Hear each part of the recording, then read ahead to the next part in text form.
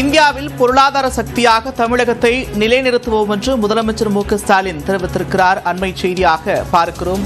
உயர்ந்த இலக்கை எட்டி இந்தியாவில் தமிழகத்தை பொருளாதார சக்தியாக நிலைநிறுத்துவோம் என்று முதலமைச்சர் மு க ஸ்டாலின் தெரிவித்திருக்கிறார். சென்னையில் 2 நாட்கள் பிரம்மாண்டமாக நடைபெற்று வரும் உலக முதலீட்டாளர்கள் மாநாட்டில் முதல் நாளிலேயே தமிழக அரசு இலக்கு நிர்ணயிக்கப்பட்டது. அந்த இலக்கை தமிழக அரசு தற்போது கடந்திருக்கிறது. இந்நிலையில் முதலமைச்சர் மு க ஸ்டாலின் இந்தியாவின் பொருளாதார சக்தியாக தமிழகத்தை நிலைநிறுத்துவோம் என்று தெரிவித்திருக்கிறார். உயர்ந்த இலக்கை அடைந்து முதலீடுகளை ஈர்ப்போம் என்றும் அவர் உறுதிபட தெரிவித்துள்ளார்.